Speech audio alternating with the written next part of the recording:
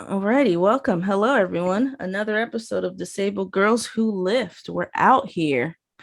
So, real quick, thank you as always for supporting us on Patreon, patreon.com/disabled girls who lift. You help us buy nicer headphones and microphones, pay these Zoom fees and all that good stuff. But the long goal is to pay for transcribers to actually have this podcast accessible to folks who need to read it. So that would be nice. So Patreon, thanks. Anyways, moving forward, this is Marcia sitting on Seminole Tribe land in South Florida. She, they, joined by the lovely Marybeth and a guest that she'll talk about. Marybeth and a guest. I am sitting on Ohlone land today in Northern California, and we are so excited. I think Marcia has been following her for a long time now on Twitter to have good conversations with Daria Oller based on Powhatan Lenape Nation in Lincoln Park, New Jersey. She's been a physical therapist, athletic trainer in New Jersey for quite some time now, specializing in treating dancers. And I believe you were a dancer and performer for over 30 years, right? 3 decades now? Yep. So here to talk to us a little bit about that experience, as well as contracting COVID-19 last year. So thank you. We're so excited. Oh, thank you so much for having me. Very exciting. Welcome to the party. So I know that lately, I found you on Twitter. But lately your Twitter conversation has been a lot about long COVID and that life. But before we even get to that, I'm a little bit curious about your schooling because number one, I don't know much about athletic trainers, to be honest. And number two, I'm wondering what made you go on to DPT school. And also you were dancing. How does this work? Walk me through it. So this is interesting. I stumbled on athletic training in high school. We had one of those aptitude tests you take, and I was really interested in writing, and I was looking for all the creative writing English things, and literally it was just athletic trainer. And I stopped and thought about it. I'm like, oh, that's interesting. I've been hurt running, so I just looked into it. So that's what my undergraduate degree is in, from James Madison University. And the profession is really changing right now, but I'll kind of say when I started in it, the big focus was on working with athletes, with sports teams, school teams, sort of starting in performing arts at that time. But so a lot of orthopedics. We also do some general medicine type things and really big in emergency care. So that's the on the field stuff. If somebody immediately gets hurt, I always say we're the people that you see in the khaki pants and polos, run out on the field. We are typically literally the first person there when somebody gets hurt. We're really good at triaging. So I'll get a lot of commentary that I'm good in emergency situations or under stress, but it's that training that I've had. And now it's branching out. This isn't stuff I'm really involved in, but branching out into industrial settings, military, law enforcement, more performing arts, just kind of general populations that are physically active, not only specifically sports athletes, which is interesting. But so at the time, most athletic trainers would go on to get a master's degree, and you had a grad assistantship. So you would typically work with the college sports teams or maybe a high school sports team while earning your master's. And I was debating that because, again, that's what most people did at that time. And then I saw PT had switched over to a DPT. And I was like, at the same, I'll get a graduate degree, a doctorate, and I'll also be credentialed in another healthcare profession. So in addition to having another degree, I will also be a physical therapist. I didn't know much about PT. I just knew orthopedic outpatient. So I was blown away my first year learning about everything else. But yeah. And then so I've been dancing since I was 3. Not serious. If anybody listening is familiar with dance, I did not have that crazy intense training. I wasn't in competitions or anything like that. It just was once a week, just for fun. And as an adult, when I was at Penn State doing graduate work, I stumbled on a studio and they pushed me into teaching, and it just snowballed from there. So my past 11 years, I've actually gotten to do a ton, getting to perform in New York City, getting to be in a couple companies. Yeah, it's a lot of fun. So that I didn't expect. This wasn't my whole life as a kid, for most people it is. It just sort of really took off as an adult. No big deal. I just performed in a bunch of companies. It blows my mind. When I left awesome. Central Pennsylvania to come back to New Jersey, I remember thinking, where am I going to dance? I'm not going to dance in New York City. There's the best dancers in the world. And yeah, I just happened to find some opportunities that like worked really well with me. So I always say, I'm just going to take whatever dance throws at me. I did not expect to be doing anything with dance Wow. outside of taking like a fun little class. Yeah, so that's a neat thing to be able to have. That is. It's so funny because that reminds me of something I've been talking to with my my little family over here. Is like when we're kids, everything that we do, especially immigrant kids, right? Everything that we do is like, how are you going to make money off of it, right? Like, there's nothing that you do for joy. Like, oh, you love cooking. Wow, let's take you to a cooking class. It's like, oh, so you're going to go to school and become a chef, make money, right? Right. Yeah. Like, it's never, you never just do anything because you want to. So that's kind of awesome that you just had something you wanted to do. And at some point, it came back around and you found a way to do something with it. But nobody was Yeah, I ever like, so never, you're gonna go to Juilliard, no. right? Oh no, yeah. I had the complete opposite growing up. And even when I started teaching dance, and I always say, like, I was telling them I have no business teaching. I'm not a trained dance teacher. I was already a PT and AT at that point, so I was safe to teach people. But yeah, it just kind of came out of nowhere for me. And I'm going to add to this is interesting. So my husband has recently gotten into photography and is amazing. Like I am floored by these photos and everybody's always commenting. And he's like, nope, not selling the photos, just doing it for fun, just enjoying it, wants nothing to do with making it like work or like a chore that he has to do. And no matter how often people ask to like buy his stuff, he'll just give them the prints for free. Oh, that's awesome. I love That's it. definitely like a balancing act to play as an artist, right? You want to just do art, and you don't want, once you have clients and things like that, there are some level of expectations that need to be done, like tons of Yeah, it changes things. deadlines, right? It's not as fun anymore. Yeah. But It I'm gets glad that challenging. yeah, but I'm glad that dance still like was continued to be fun for you for 30 years. Oh yeah, there's parts where it's hard. One of the companies I was in, every month we had a different themed cabaret, and I at that it wasn't yeah, and it wasn't only so I tap dance. It wasn't only tap dance that I was doing, so I didn't have like a reserve of dances to pull from. So every month I was creating new things like within that month, and not just the choreography, but fully costuming it, coming up with like the lighting, editing all my music and everything. So that was a lot. Like it was so much fun. But to look back, I'm like, geez, that was so much work. It was great though. And I have a lot of really crazy photos from it that people are like, what are you doing? Because I'm dressed up like Eureka from Eureka's Castle. That's Or I'm like a flamingo and just it's so much fun. That is awesome. And have you gotten into doing rehab or strength training or anything like that with the dancers, or is that just something for yourself more than anything? I'm kind of stuck with that right now because so previously at the last clinic that I worked at, I started to see dancers in particular like preteens and teens, which are my favorite to work with. And just, just word of mouth in the area. And we're pretty close to New York City too, which is helpful. And then I work at Proactivity in Lebanon, New Jersey. And I started like a year and a half ago. And that was one of the thoughts in my head is, yeah, we could build like a whole dance program, treating dancers and also doing some preventative work. But now because of all the long COVID stuff and I have like such limited energy, I'm like, not yet. Because I want to do that right. I want to do a good job with that. Yeah. And knowing, what's in my head with it and trying to learn how to work with this really limited energy source. Not yet. But this is neat. I do have one patient right now who danced as a child, and it is the sweetest thing. And she's in her 60s. And so when you take ballet class, it's a very structured thing. It goes to a certain order. And at the end, you have reverence, and you're literally like giving thanks to the teacher, to the piano player, if they're there, there's the whole thing.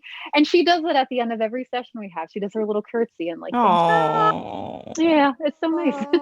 that's But yeah, so cute. hopefully soon. I would love to because I know there's some great studios in the area, but not yet. So you're have right. you? Oh, go ahead, Marybeth. I mean, it just does take a lot of energy out of you because, I mean, with physical therapy, you do have a lot of injuries in dancers or athletes, right? And you would have to be like 100% to bring them back to 100% at times. Yes. Yeah, it's challenging. Even now, just demonstrating things for just, whatever patient I'm seeing, I'll go to do an exercise. I'm like, hold on. I forget, like, I remember teens, they were doing big jumps and leaps and stuff like that. I forget. I'm like, oh man, damn it. All right. But they I want to wait understand. till it depends. Like I don't tell everybody because like if it's like a 17-year-old boy, I'm not gonna say anything. So it depends on the person. The people I tell, they're totally fine with they don't mind at all. But yeah, I feel weird if I tell like the younger patients about it, because that's a lot for them. But yeah, so hopefully eventually I will get to treat dancers again. Hopefully. Have you changed the way that you said you changed jobs? Is that because of the long COVID or No, unrelated? unrelated. I started January 2020 and then I got sick March 2020. Unrelated. Oh, gotcha. But have you had to change the way that you do your job or how much you're even able to show up? Is it in person? Is this tele? Yeah, everything's in person. I had a couple of telehealth visits, and that was just like the patient's choice earlier in the pandemic. Um, it's interesting because there's different parts to my job. So the clinic part was 2 days a week, 12 to 6. And then a few months ago made it 3, which was hard. I didn't anticipate adding 1 half day would be such a big thing, but it was. And I used to be more manual based and I just get tired. Like I'm only 5 feet. I'm not, the biggest of people. And just even like my forearms would get tired and I would just feel like really drained. So I've, kind of figured out ways around that.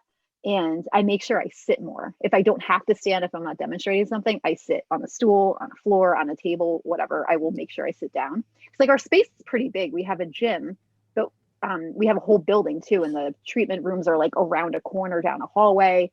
So I try to always have patients in the gym unless, they really want privacy. So I'm not running between the rooms and the gym.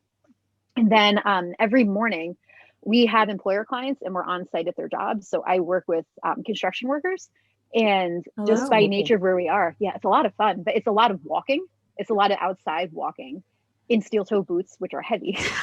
And I didn't anticipate that when we got back after we had to be away for the pandemic and like my shins would kill me.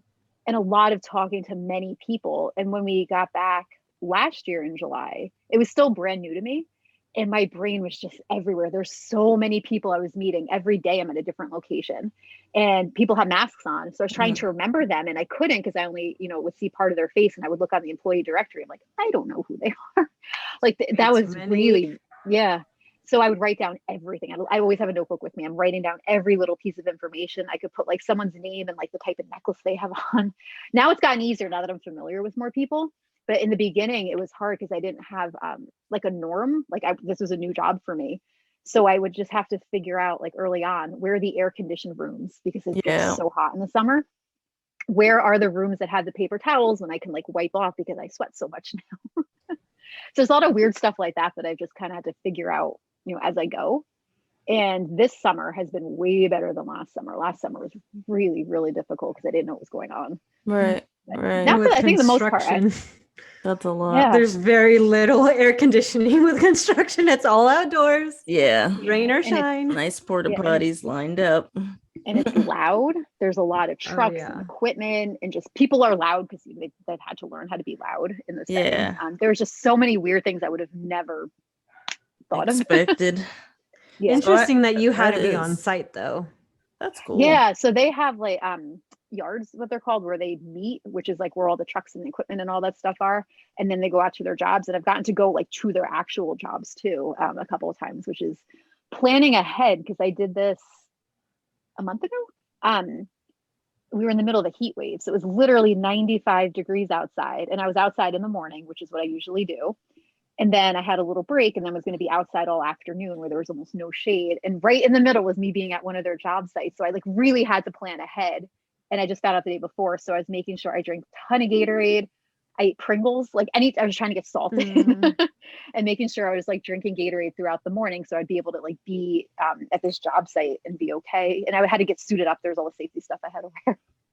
There's a lot of planning that goes into this that I definitely did not appreciate before COVID.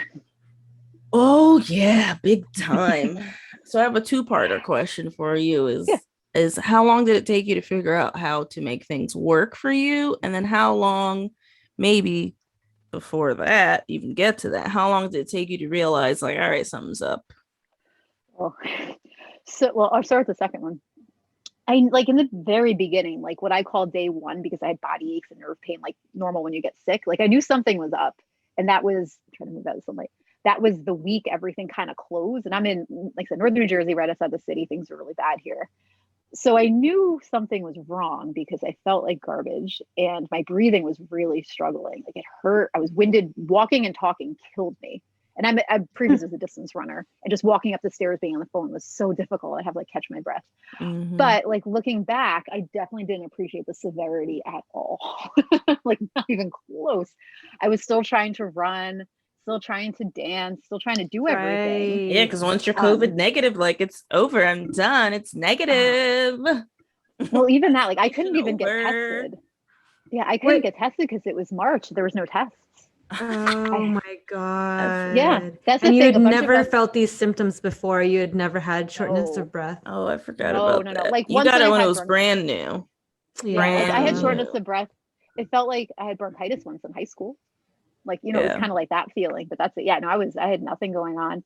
Yeah, and a bunch of us in the first wave. Yeah, we all joke like there was no tests in March 2020. Like we can't prove it, but and I lost my smell for one day, so that's my big indicator. In case there's any question that maybe it was something else, I definitely lost smell for a day before we knew it was a symptom.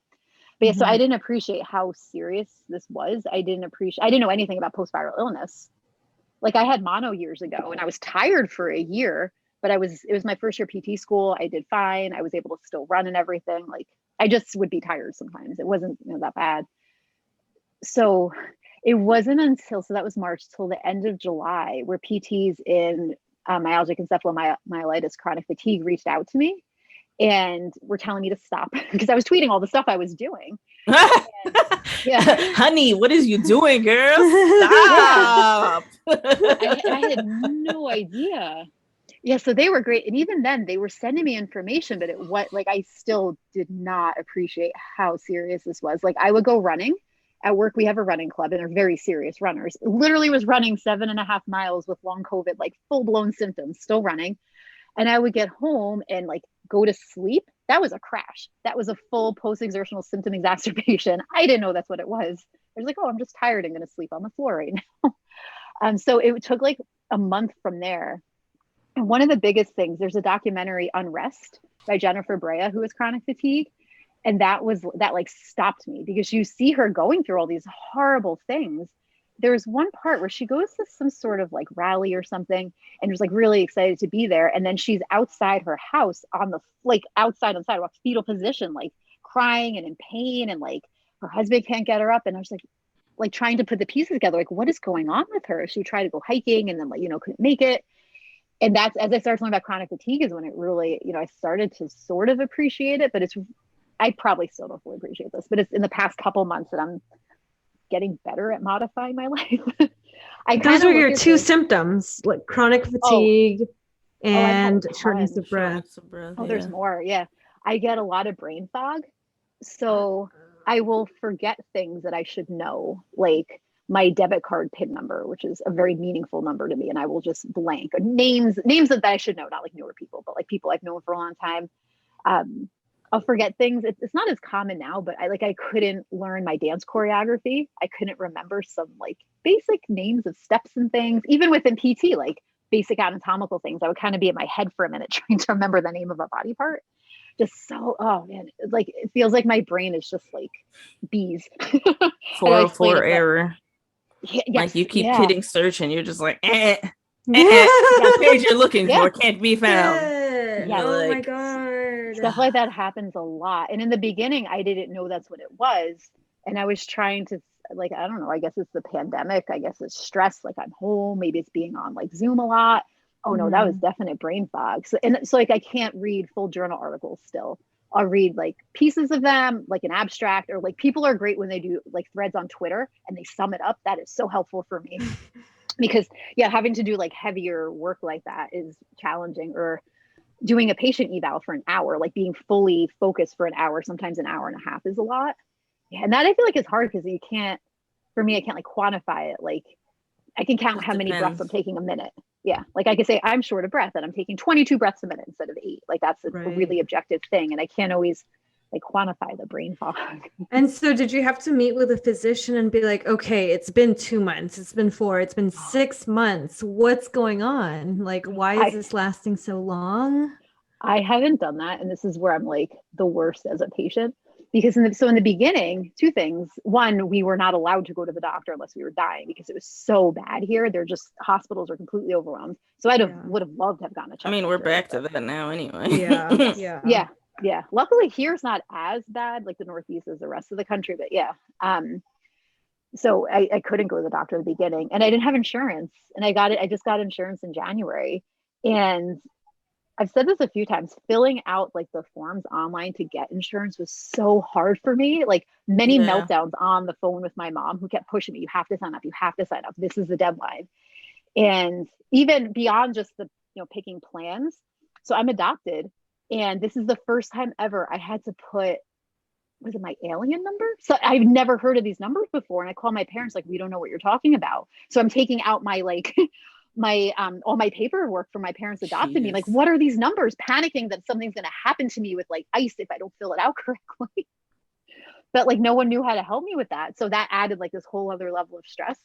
And after that, I was like, I don't even know how to pick a doctor. I can log on and see the list of who's an approved provider, but to my mom keeps telling me, just go get blood work. It doesn't matter if they know long COVID, just get blood work. Like, I know, but if they don't understand what I'm talking about and they're not listening to me, I can't do that. I've had, unfortunately, people that I know, try to dismiss me, try to downplay symptoms, not believe in long COVID. I'm like, I don't have the energy to have to do that again with an actual physician. Yeah. So It's a great time. the fun part. Yeah. It's a fun time. Yeah. And it's at a for point sure. where it's like tolerable, you know how to adapt. Yeah. You could still do your daily tasks, just not over exercise like you did in the beginning. Right. Yes. Right. Yeah. You And made those changes. yes. And I was lucky, what was it, like early December? Jessica DeMars, who's a respiratory PT in Canada, was helpful. We did a Zoom session, and she just like blew my mind with how much stuff she knew within her area that I was complaining about breathing symptoms. She's tying it into my autonomic nervous system, which I didn't know anything really about relative to what I was going through. So that was really helpful. And it's like, oh, okay. So now I know these pieces of information. I sort of understand what's going on with part of this, and I can kind of manage it. And that actually helped tremendously. And then like just in general, I feel like PT Twitter has been so helpful, and all the other just physicians, epidemiologists, everybody sharing information. So I think I'm getting a good handle on it. Yeah. I mean, it's a tough balance because the way that our little country is set up is like, if you go to a doctor thinking that they're going to find a cure, fix you, have the answers, they won't. Like everything that you're doing, you have to do that no matter what. You have to be the expert on yourself, your condition, what works, what doesn't work.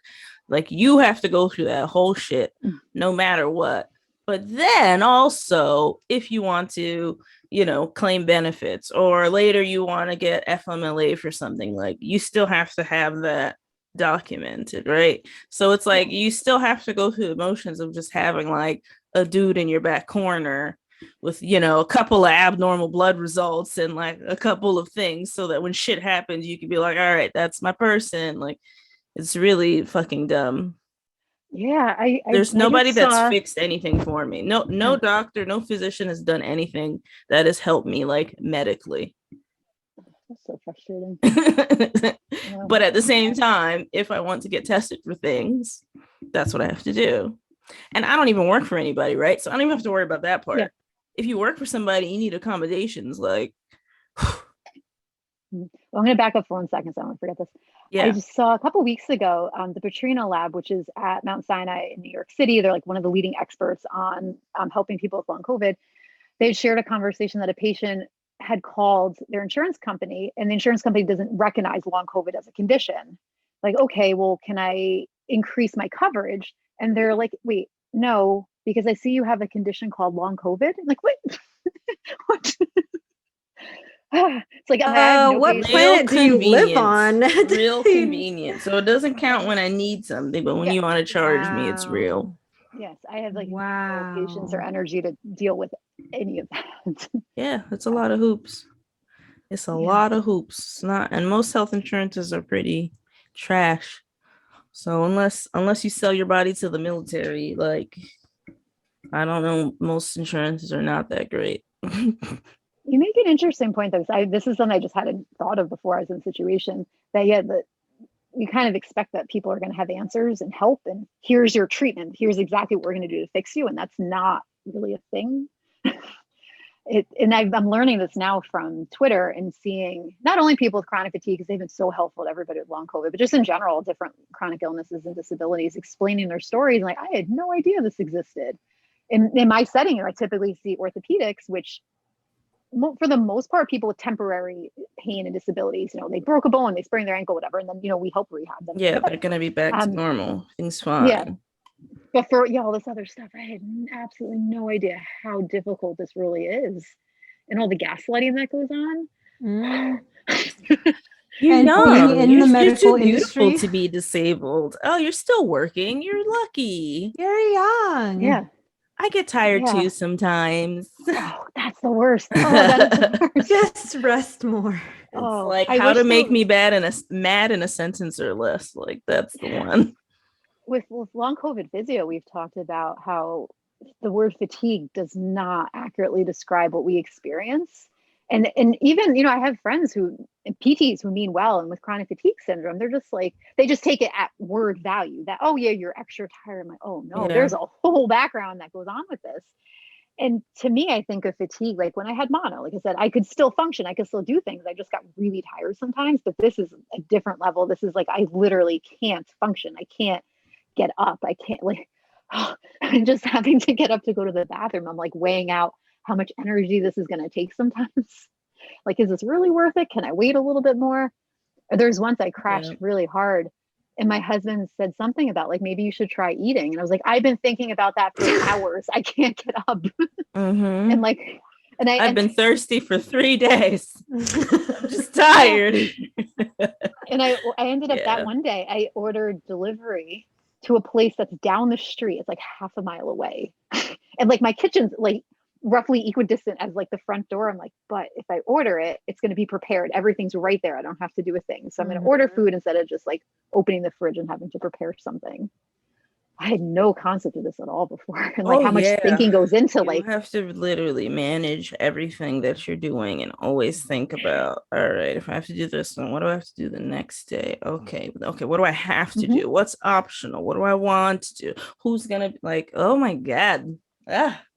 Not to mention how expensive that becomes, like not just ordering takeout, but living that chronic fatigue life in general, and how much time too you feel like you've wasted, because time is money and you're behind on work and clients, and it's never ending. Yes. Oh man. Yeah. I was so behind on patient notes, and it's not like for lack of trying. It's just, I would either be so symptomatic in the clinic, and like you guys know, it's like, I don't know what days are going to be bad. I don't know, what days are going to feel awful. And just trying to get through the day. Like if I could like literally just get through, I'm counting down the hours, and I'm like, I need to get home. And like, I actually have a long commute. So I'm also considering that, like I could stay and do notes, but I need to get home safely. And then, just trying to, I want to rest on the weekends, but then I'm like, but I need to catch up because I'm going to fall more behind. And people will tell me like, oh, but you need the rest. I'm like, yes, but now I'm just going to have more things to do. It's just, it just builds up every day. And I still think like I'm how I used to be, that, okay, I'm going to do this and this and this and this. And I get to the first thing, I'm like, done. That's it. There's only 24 hours in a day. Can't extend it. So do you have less clients now than you had 2 years ago? It's hard to compare because it's different. Like my last job, I was working Monday, Wednesday, Friday, 8 to 8, like patients every 30 minutes, give or take, like pretty steady. I could never, there's no way I'd be able to do that now. But like I see, so Monday, Wednesday, Friday, 12 to 6, and I'll see 1 to 2 patients an hour. And I'm just kind of going with the normal flow of, what happens, where sometimes it's quieter, sometimes it's busier. But we're trying to, I recently have been speaking up a little bit to try to be more aware of if I have like too many evals in a day or a week, like that adds up, not only in that moment for me to have to focus, but to write the eval that, takes a long time. Just trying to be a little bit more aware of things like that. Or if there's more involved patients, like say it's a kid with a straightforward orthopedic injury, that's not too taxing for me, versus if it's an older adult who's a really big fall risk and doesn't have good insight into their risk, that's a lot. I had one patient with long COVID who just by chance found her way to our clinic. She didn't know about me. And, I had a lot of help to offer, but that's really emotionally draining. And to have to, as I'm trying to process and, go through all this trauma, and I'm hearing her explain, and she has her own trauma and some awful things that happen within the medical community with her. I'm like, that's a lot. And I didn't anticipate that when I, took her on as a patient. So stuff like that now that I'm trying to be more aware of. Yeah, there's a lot going on, and it's all stuff that is so easy to ignore when it's working well. Yes. Very easy to ignore. I want to know how you're getting back into the swing of things, but before we do that, and I didn't mention this before, but we're just gonna take like a 2-second break here. So on the YouTube, we're just gonna be just sitting here. But on the audio you don't version, cut it on YouTube? No, it's too much work. Nope. Look at our faces. But on the audio, it'll be a commercial break. So like 2 seconds. Just,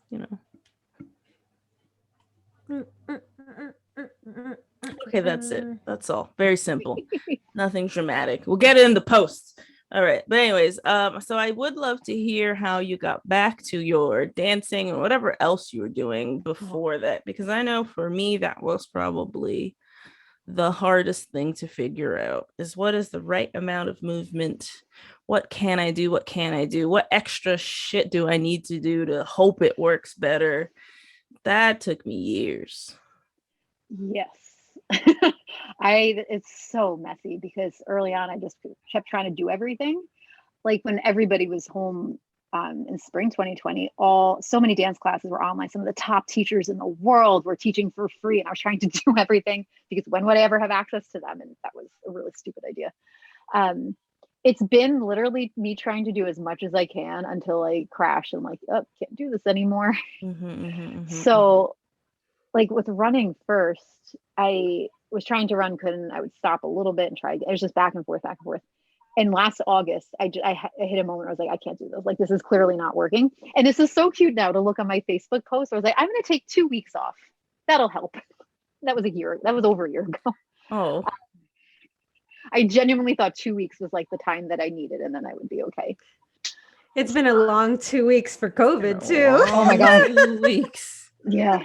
It's yeah. So, and I had, from that time, from when I was like, 2 weeks, I would jog a mile, kind of see what happens. And even then it took me months to realize to literally watch my heart rate the whole time.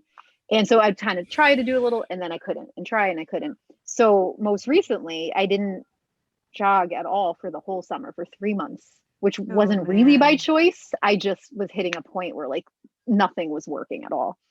Yeah. So, which sucks. I love running the summer. So I just tried again last week. I jogged a mile, super slow, and it was okay, watching my heart rate. And then I tried again a few days later and got home, and like I crashed, like could not get up for hours. Like, so I don't know. With so that, the answer is I haven't.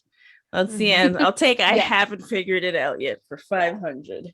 But definitely you've made attempts, like especially since that's your life. That must be so hard. Yeah, it's a little tough because you don't know how to reframe the way that you used to plan these things. You're basing it on an old model. Like the way that I plan things and my workouts and I used to work out. I used to train 4 days a week, like 2.5 hours, whatever was on the paper. Did it. I used to do fucking like a hot yoga class and then do squats. Yeah. Like what? This body? That's a privilege. How? Oh, yeah. No way. No. No. I have to start out. The way that I even get back into close doing things that I'm doing now is like literally remembering what I can do and doing like 10% of that. And even though it kills me because it feels easy, I learned the hard way that if I do what I thought I should be able to do, I'm going to be dead for 4 days. So it's literally just like cutting down your ego, like slow down and doing that tiny bit for a long time. And then being like, all right, I can handle a tiny bit. Here's a tiny bit more. Oh, yes. I literally just told a friend. Can't do that. Before, what was it? Either the first or second time I just jogged in this past week. I was saying I'm going to jog a mile slow. In my neighborhood, it's flat. And I even said to him, I know I should do like a walk jog, but I hate that. You see that? Like to me, a mile isn't even like, previously wasn't even a distance. You see that? Here we go. So now I'm like debating, like, all right, I could kind of walk jog maybe then. Because like with dance, so the same I did for dance too. I didn't dance the whole summer. I always dance on my own around the house, but I have not like taken class in over 3 months, which is a really long time. Dance I had done better with because it's stop and go. And whether it was virtual or in person, my teachers are great. And they're like, do whatever you can, you know, like, and like even in rehearsal, my director would kind of look at me. I'm like, I know, because I would get so caught up in what we were doing. And I would remind myself, and I was like, check my heart rate and everything. But again, like in the end of May, I was just, it was too, there's so much going on. And I'm like, if I have to prioritize, what do I have to do? Like go to work, Right. clean my house, cook, eat, whatever, you know, dance and running, I don't have to do, even though I feel like I have to do them. But what's interesting with that, with the time off, like my cognition's gotten worse. Dance to me is like cognitive rehab because the stuff I've been doing for so long that even if it's new choreography or whatever, I've been doing all the steps for my whole life. Yeah. And I feel it, like my brain is even less sharp than it was before. So rehearsals start next week. And I'm friends with my directors who've talked about this and like physically see what I can do. I'm not going to push, but I'm curious if even just watching rehearsal or as much as this hurts, but say I just watch videos of class, because there's plenty of tap teachers that'll post videos for people to learn, like just watch it. So I'm getting the cognitive part of it. I'm still stimulating my brain. It's stuff I'm familiar with, to see if that helps, even though I physically can't do everything yet. That's hard. Smart. Yeah, that's like step by step, you know, because it is mentally and physically draining to do the task, but to watch the task and to try to remember it first, that would be a good first step, I think. Yeah, because a friend had sent me a video of flamenco dancing, which I don't do it, but I love it. Yeah, and so just beautiful. And yeah, and just hearing the sounds, my brain went, oh, and that's what made me think of it, because that's so soothing for me to hear all the percussion. Yeah. Like, all right, so that's going to be my new thing to try to start this week. Yeah, no, you gotta cut. You have to cut your ego down. Get a nice chainsaw. Fire that bitch up. That's hard. cut the ego down, because I'm curious. It's in the way. I'm curious about, like, especially since you're on Twitter and very active on Twitter and just social media in general, the criticism that long COVID might get. Because I know chronic illness, the Spoonie community, you know, it's its own thing, very similar. But do you still have like those bros online that are like, you're faking it? What are you talking about? Yeah, like, you know, like what? I mean, and you don't have to, you know, talk about the hard part, because that's also mentally exhausting, the gaslighting online. But what have you experienced? I personally have been fairly lucky.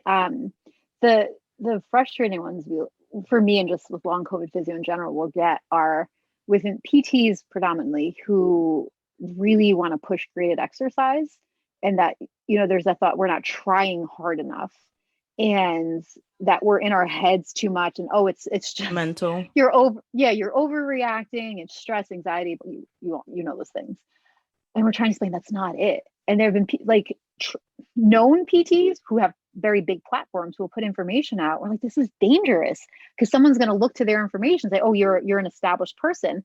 Yeah. I'm like, this is really dangerous. And it's a fine line, because you need to speak up, but you don't want it to just, you know, go back and forth and just get ugly as things can on social media. So that's been the hard part for me. And I know there are other PTs who are pretty public, who will, with long COVID, who will deal with, they just get a little bit more, I think, than I do. But I luckily haven't had many people at all just not believing me, or like, you're just, you know, faking it. You don't want to be better kind of thing. But it's just that, as though we don't know how our bodies are responding. And if I'm telling you, I've been a runner forever, I've been a dancer forever, I love to exercise. So the fact that I'm not exercising should tell you something. And it's not just all of a sudden one day I decided, oh, forget it, I'm not going to exercise anymore. So that's for me, that's the hard part. And when it's colleagues, you know, it's people that I know, whether it's in person or I know them through social media for years, who just aren't listening. They're not trusting us as clinicians who are patients with it.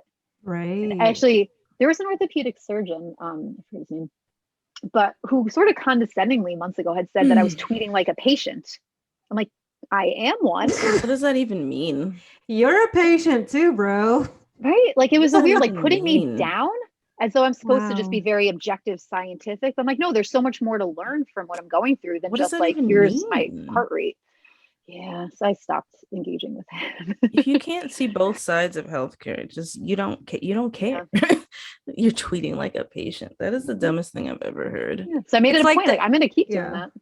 It's like that student versus teacher mentality or label Yeah, also it's too, a power like hierarchy thing. Like you're that's not looking nasty. down at people. Like you're guiding people. You are not God. Yeah, Yes. yeah.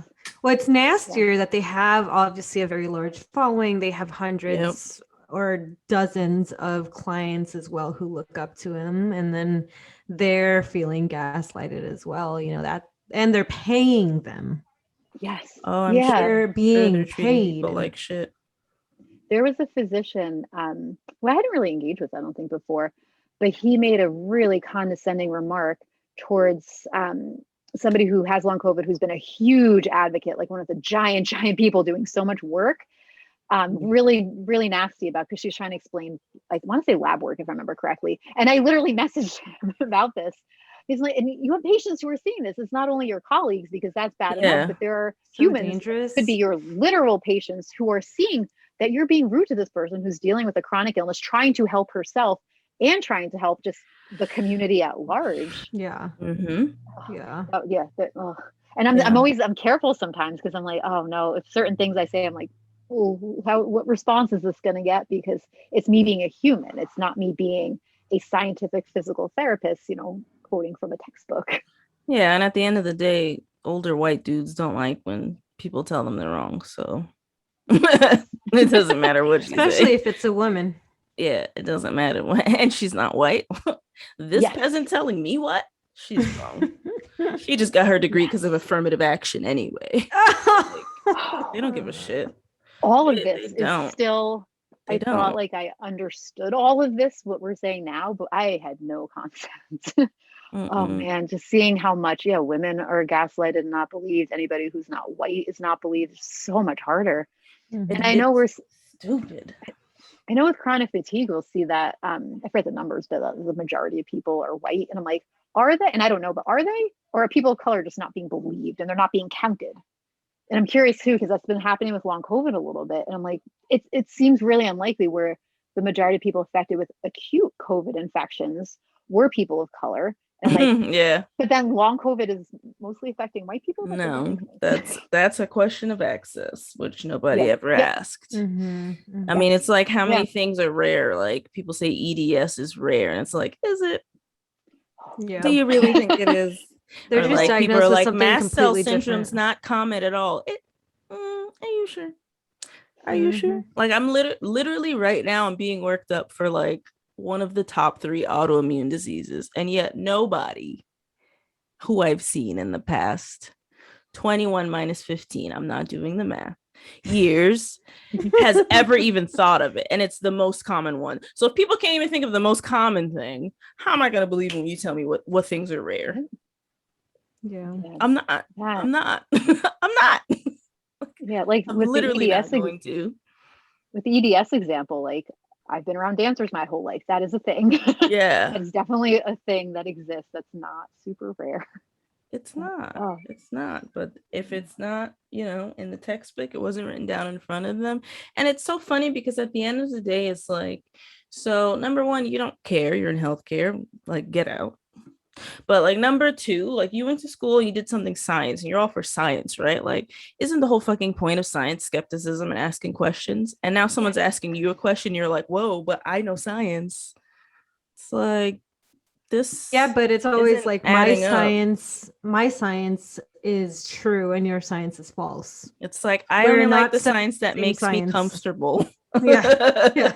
Like just say this makes sense to me. Just say what you mean. Like it's not about it's not about the research. It's not about the evidence. It's about you don't like feeling uncomfortable because you don't know everything. Just say what you mean. Yes. Just be honest. That makes me think of, I've seen this mug that goes around on Twitter, and it's like, don't confuse your Google search with my whatever degree. Like, you need to listen to people. I can't explain that enough. And yes, like maybe a patient who's not in healthcare is not going to know super detailed scientific information if that's not what they do, but they can explain what they're going through. They can explain their symptoms. Like for me last year in the summer, I didn't have the vocabulary to know autonomic dysfunction, but I just felt like my body was not processing things correctly. Like, and I would say crash. And I didn't know there's actually a word that like people with chronic fatigue use, but to me, that's what it was. I just would crash. And just that alone, you know, I hadn't spoken to somebody, but if I had, should have been, you know, should be enough to like trigger something. But at the same time, I know other people who have autonomic dysfunction that those symptoms just get dismissed as like it's a panic attack, anxiety, Yep. or of You're course just you were stressed. sweaty. It was hot out. You just need to Yeah. meditate. Thanks, Doc. The Thanks. meditation, the yoga, the Thanks. Pilates, which are fine things, you know, but that's not what is going to fix any of that. You're still not listening to me, though, No. is what I'm saying. Yeah. Yeah, no, I've never had anyone, again, right? Like things that are rare or common and they're evidence-based. Like I've never had not one person look at my janky ass joints and be like, oh, I wonder if you have EDS. Like I've never had one person. I'm telling you, I get dizzy. I'm telling you, I have brain fog. I'm telling you, I have blood. I'm telling you, I'm 32 years old and I wear compression stockings and my feet are swollen. And at no point in time are you ever like, oh, maybe your things that are automatic aren't working well. Like never. Never. Ooh, I have Never. a story about this. Never. So this is We're supposed to interesting. trust these people. Yeah, so I have this story, and I don't have like a definitive answer, but years ago, I had a patient, and she had a knee scope, and she was on my schedule for an eval and kept canceling a few times. Like, who is this lady that keeps canceling? Because she literally couldn't get out of her house. She was in so much pain with her help of her husband, couldn't get out of her house. And she had a scope. What does she have? Or lateral release, like years earlier. That's it. And she was middle-aged, and her knee looked like this old arthritic knee. And it just like blew my mind because she previously was, you know, fine. Yeah. And it was a really long, like over pretty close probably to a year that I was seeing her. And even then she was still had to use assistive devices to walk and everything. And we stayed friends. So it was like really slow progress. And then last summer, and she always had like weird symptoms, you know, that nobody was able to kind of figure out what was going on. And she would see some holistic people. And then last summer, she fell, and that seemed to have triggered something that all these symptoms got worse. And she was diagnosed with ALS. And unfortunately, she had passed away maybe like 6-8 weeks after her diagnosis. And I wonder now, looking back, were all those, like I said, that knee that just did not look like what I would expect to see. It wasn't healing, it wasn't going. Yeah. And I know she had gone to many physicians and had blood work and had all these tests, but knowing that she was a woman who was middle-aged, who was not white, and like, I wonder how much they might have written off, like maybe borderline lab values, or just kind of, it's not a big deal. And God forbid you're fat, because that'll be the reason. Yes. Oh, that's a whole thing too. I'm God forbid. about. Yeah. If you're not a tiny person, it's like, what's your weight? That's it. Get out of my office. What time is it? Like, yeah, that's another one. And I think that's a one thing that you will learn from the chronic illness community, like being in it. And I mean, there's like, that's a conversation because there's some weirdness there, but just being in it, then you can understand like the levels. Because when you look things up on Mayo Clinic as a regular person, or when you actually go to school and you learn about disorders, like they're always like, oh, well, lupus is commonly diagnosed from age this to this. Like they don't ever say like, you know what, a person's probably going to be slightly weirdly fucked up for 10 years and then they're going to be diagnosed with lupus. Like they don't teach you that. You just think you're super sick or you're not. Yeah. But that's a sad reality, is like, luckily that patient, you know, got a diagnosis before she passed. A lot of people, it's too late. It's like, you don't know. Oh, she probably died from a stroke. She probably died from so many other things because she was a woman of color. And that is why that illness is so uncommon, right? Because they didn't get the diagnosis beforehand, where we could be treating thousands of people before they fucking die. I know. Just listen to us. No, and that's how I feel now with with long COVID, where it's so weird to be in the middle of as this is all happening. And obviously, like illness from a virus, chronic illness from a virus isn't new. But you know, to me and so many people, we didn't, for whatever reason, didn't know about it. No, and I feel like I'm constantly trying to like warn people, whether it's warn people as humans to, hey, wear a mask, get vaccinated, stuff, or as clinicians to say, like, you need to be aware of these things. It doesn't matter what the person is coming to you for. It could be orthopedic, something simple. Yeah. But they're going to have symptoms. They exist as a whole body, not just an elbow. Yeah. And like in sports medicine, even, I've been trying to speak up where I haven't found evidence on this, but with the autonomic dysfunction, are they at an increased risk for heat illness, which is a really big thing. And there's been And there was a big increase in deaths in high schoolers, I think mostly football, in August. I am obviously not going to know why, but I'm like, I wonder if any of them had long COVID, if there was some underlying stuff that their kids, they're not going to necessarily know how to report it. It's easy to write kids off, unfortunately, and just say that they're like soft or malingering. This past August, yeah, there was, I want to say, I might be slightly off, but maybe like 7 or 8 deaths in like 26 days or something. It was like ridiculous, like more than there unfortunately are always. It's going up, I think. High school coaches are crazy and do unsafe things, but it was a much bigger number than what we would expect. Mm-hmm. And yeah, so I'm curious, like if any of them might have had some lingering symptoms from COVID and just, no one knew. Especially with this idea that, COVID doesn't affect kids. Kids don't need to worry about it. They don't need to get vaccinated. They don't need to wear masks. Yeah. Whoa. They probably don't even consider that. The stories I'm seeing from pediatric ICU physicians and nurses, pediatricians, even just in private practice, what they're seeing, it is so sad. And knowing what we know from adults, it seems really unlikely kids would just magically not be affected. And from my experience, where I said, I couldn't verbalize everything I was going through, I didn't have the words. How is a kid going to describe this? Yeah, they How don't is know. a kid They going to just know say they they don't have feel brain nice. fog? Yeah, and it is. That's really, really upsetting to see. Everybody put all the walkouts to not wear masks in schools. And I can't even explain how much it's like. Reason. This hurts me so much to see what is going on with children right now. And I feel like years from now, when they're young adults are going to ask, like, why didn't the adults protect us? And it's just because they wanted to go to a football game. They wanted to go shopping again. That's all. They wanted to go to the Applebee's and get their 2 Even though, like, we are literally in the time of technology where you don't need to leave your house. You really don't. You want your package delivered to you by a drone? It's possible. Yeah. That's also the unfortunate. Go ahead.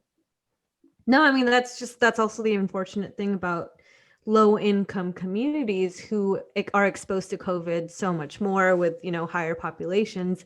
They're also the ones working these jobs, like delivery drivers, grocery store clerks, and they will constantly get exposed. But the people that don't give a shit, that can stay home, work from home, don't care about wearing masks or getting vaccinated, it's never going to affect them because they don't need to work at the grocery store for 40, 60 hours. That's what pisses me off. Yeah. Same. Not that somebody I know, I avoid saying any identifying information, but was reckless and had gotten COVID, I'm going to say like really late fall last year, being reckless.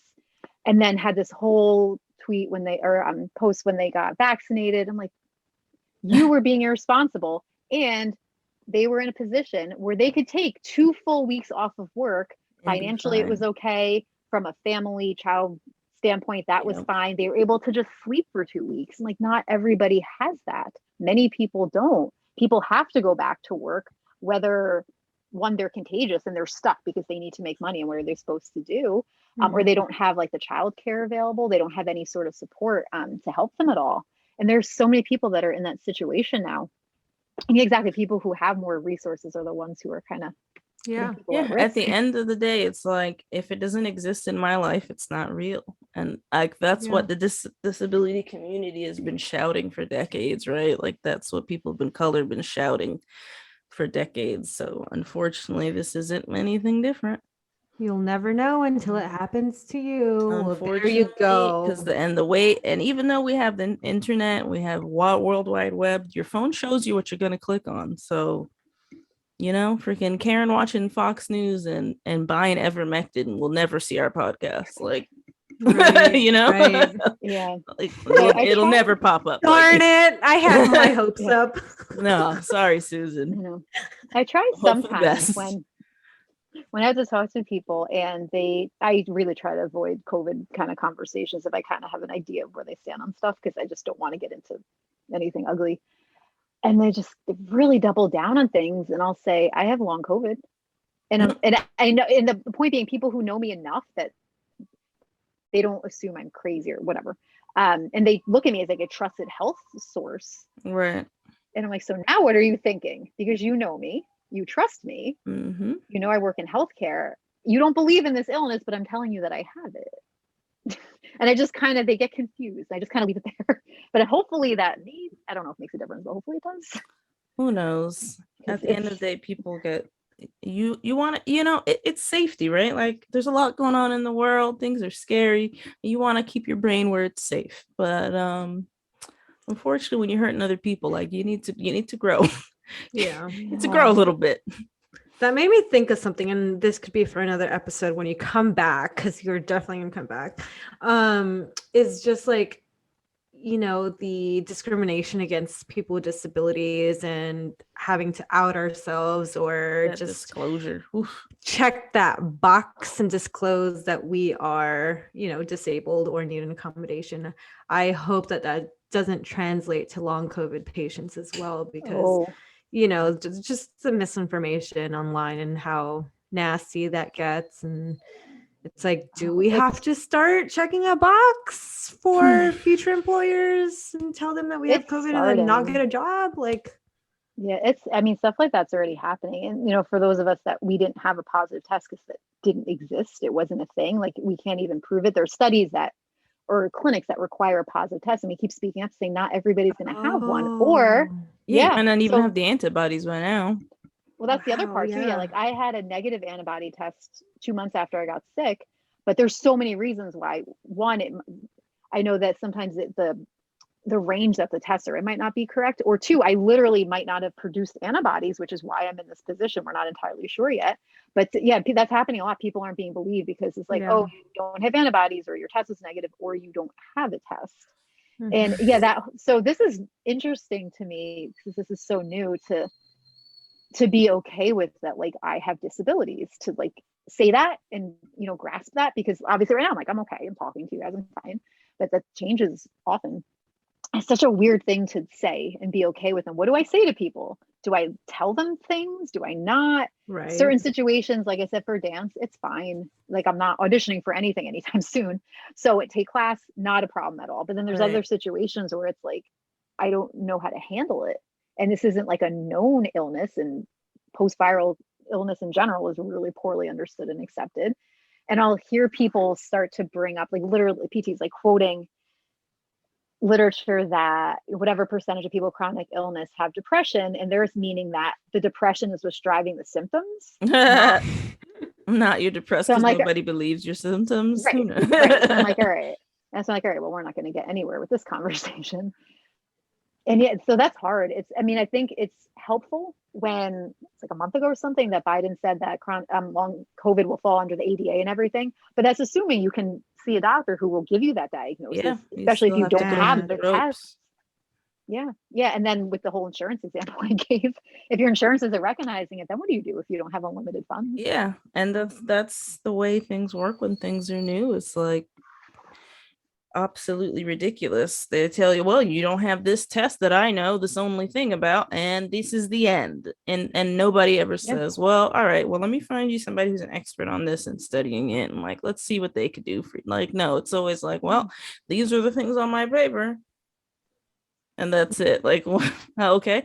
Like when I said earlier, I'm being tested for literally one of the most common autoimmune diseases. I've only had one person test me for like, I've had everything, like blood work, MRIs, lumbar punctures, CT scans, like everything.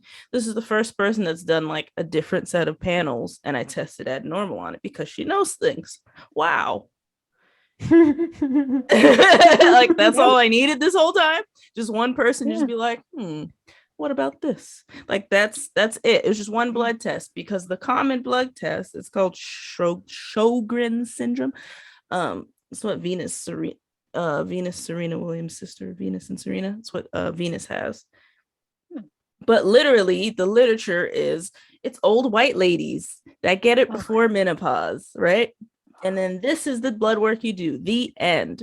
But if you're somebody that actually knows about autoimmune disease, then you're like, no. Actually, there's like an early profile, and some people like 10 to 15 years have these tests, and you want to work through this and see that. But I just spent the past how many years seeing people that don't know shit, right?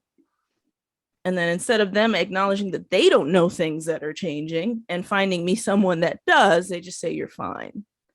So that, if that happens for me for literally one of the most common things, like long COVID, like Like, Yeah.